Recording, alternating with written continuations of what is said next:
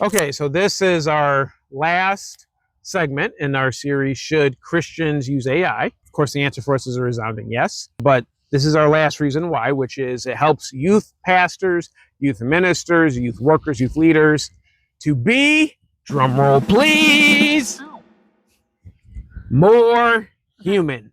No. What do you say? What are you about to say? Effective, but that was already one. We already talked about that. Yeah, okay. Well, I thought that'd be a nice merit over on the same page kind of deal, but it wasn't. We are on the same page. It's just more human. I'm getting them a little mixed up in my head. So no, to be more human, right? So at the end of the day, when someone becomes a youth pastor, someone becomes a youth leader, someone becomes a youth minister, you do not get into this because you're like, hey, I want to spend all day sending emails. Hey, I want to spend all day raising money. Hey, I want to spend all day herding cats. You get into it because you have a heart for young people and you want to be able to connect with young people on a relational basis, human being to human being. You want to be able to pour into them face to face and set and create an environment for them where they can thrive. And AI helps you to do more of that. Because if AI is able to help automate and manage your administrative tasks, right? We already talked about how your average person spends about 1 to 4 hours a day at their job just doing admin, right? If AI can help you to spread content, create content, translate content into multiple languages to a point where you don't really need to have a robust and expensive media team because AI can handle all that for you. If AI can help get the most out of your volunteers, if you're able to really set up this situation, then you know what that means? That's more time for the youth pastor, the youth minister to do counseling, right? One-on-one counseling. And now we feel rushed because in the back of your mind, you're thinking about, oh, shoot, I got to go talk to this donor. Oh, shoot, I got this urgent email I need to respond to or I need to send. You can actually be present in the moment and you can hear young Johnny out and hear what his issues are, right? You can spend more time in prayer.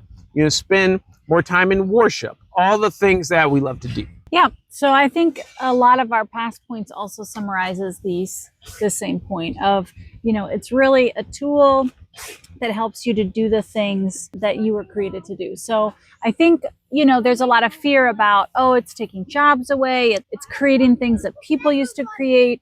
But I think humans can be very two-dimensional thinkers, so they can just see what's in front of them instead of seeing like the possibilities that it opens up that you can't see yet. You haven't been able to see because you can only see what's been done, been created. So, instead of thinking like, oh, well, it's taking away this job that I used to do, think about it like, okay, if it's taking that off my plate, what things have I not been able to do?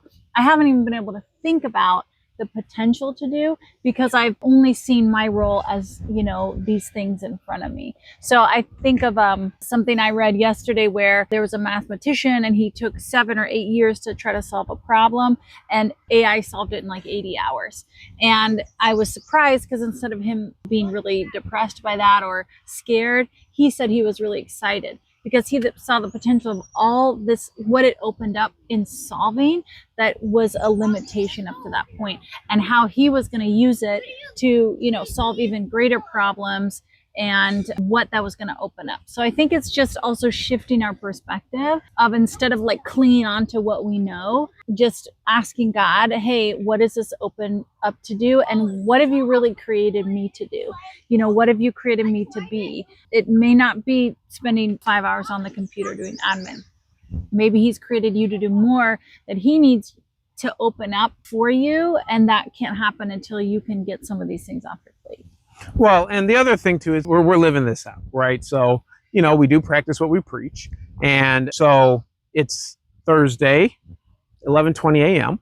And we're obviously here in Big Marsh Park. We homeschool, we're with our kids. And, we have a multi-million-dollar business that's still running. It doesn't require us to be on the floor, be on the farms, right? Like, a lot of those systems have been automated. AI manages a lot of our customer service and retail logistics and deliveries and event logistics and all that stuff, right?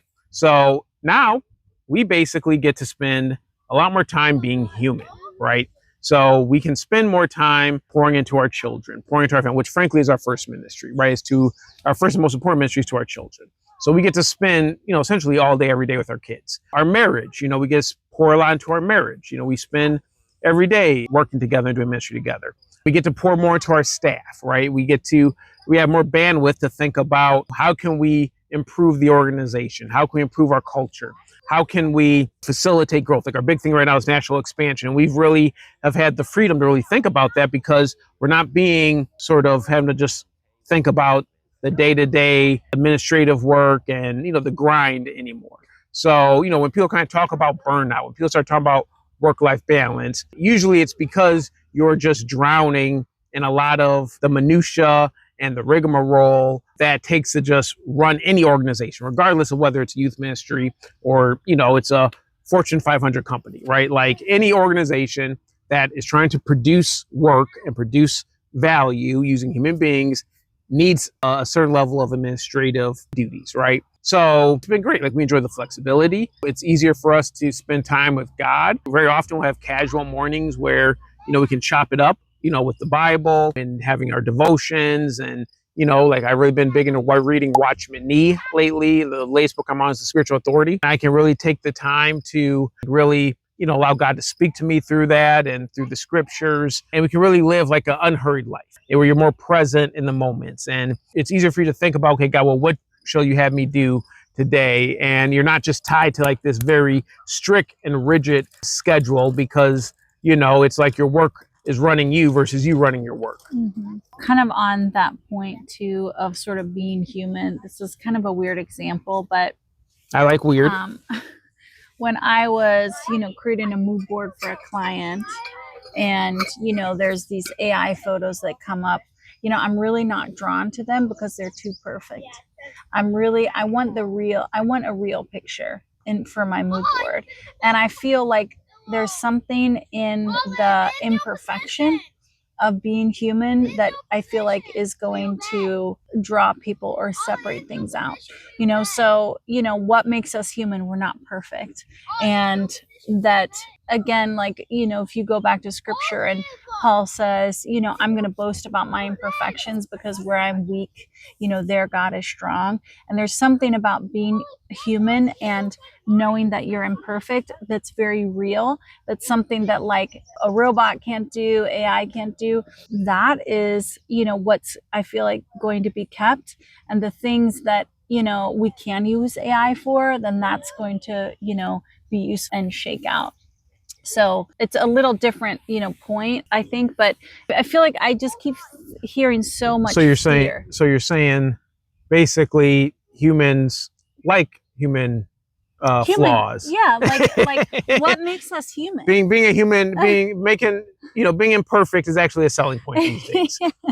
I just have heard so much like, I hate AI. I'm afraid of AI. AI is taking jobs. AI is replacing this and that. Like AI will not replace humans. Like, I just want to like speak that out. Like you cannot be afraid. Like God has not given us a spirit of fear, but of, a sound mind. And God is going to be in this and he's going to help you to use it in a way that glorifies him and allows you to be more human and allows you to fulfill the things that he has asked you to do. And in the midst of that, I think it's going to shake out what's too perfect, and what's real, what is human, and what is too perfect and robotic. That there's a role for that. And God's going to use it, and he's going to help you to use that to make your human side more human. If that makes sense. It makes perfect sense. I was talking to a filmmaker and, and he was kind of, we're having a conversation about like, how is AI going to disrupt sort of the entertainment industry and all that. And, we kind of just settled on like, what, we think that AI will be a genre, of movies and film that's like AI created, just like there's, anime or cartoons and that kind of deal. But if anything, it's going to create more of a need for, like high quality, human-centered, human-created content, right? Because, there's so much, as he would call it, slop that can be thrown out there because of AI, right? And yes, like AI, when left to itself, it will just create slop. Mm-hmm. It's like a pigsty. It'll just be just take all the garbage from across the internet and just blah it out there, right? But people, I think, are like, you know what? I want something more authentic. And especially when you talk about like a youth ministry, we're not like hip. The youth may think we're a little out of touch and we're not cool. I definitely know the youth that worked with me just think I'm like a big straight weirdo. Yeah, we're weirdos apparently. But you know what? We are who we are, But they know that we're we authentic, love them. right? Yeah. And you can't fake love. And Right. AI will never replace love at the end of the day. Right. And that's the thing that's really the bedrock between all of this is being human means being able to love, right? Being able to love your neighbor as yourself. Being able to lay down your life for others. Like that's AI will never be able to do that. It will never have a soul. Right. It has. Would you listen to a worship song created by AI? That's not the topic. Would I personally? The answer is no. I would not. Okay. If it's 100% created by AI, no. And I've heard like AI music. It's not. It's like a resounding gong. You know what I mean? So like some things AI should not be used for. AI, in my opinion, AI is best used to augment human activities, not to totally replace and supplant it. And AI is very good at mimicking. Yeah. Right. And it can mimic extremely well. But at the end of the day, fool's gold isn't real gold. Well, it goes back to my picture. Like, why was I not attracted to that picture of a wedding scene? It was too perfect. Right. I was like, that's not real. What's real is... I mean, it's like you being attracted to me in person versus like a picture. You know what I'm saying? Like, you have to like actually get to know me in real life. And, you feel my presence and the authenticity. Because if you just see an image of me, you'll be like, I don't know about that guy. But the real deal... I was kind of attracted to the image of you, the picture I saw on Facebook. Kind of? Not like really? Okay. Okay, well, maybe my picture... I liked it. Your personality really came out, too. It did in the pictures? Really? Yeah, you were in that Team Englewood, that green Team Englewood shirt. You and somebody else were like doing a volunteer thing at the school. That was the first one I saw. Oh, and your LinkedIn picture. I could only look at that once because LinkedIn tells you how many who's looking at your profile. And I didn't want you to look like I was like a stalker. Okay, well we're getting off track here. Point is, we'll talk more about that off camera. That's a great picture though. That was a very attractive picture. Thank you. I'm glad my wife is attracted to me still after 11 years of marriage. Okay, it makes you more human. I think it's the wrap on that one. So that wraps up our should Christians use AI Let's series. bring it back. Right. Ooh, okay. That's a wrap.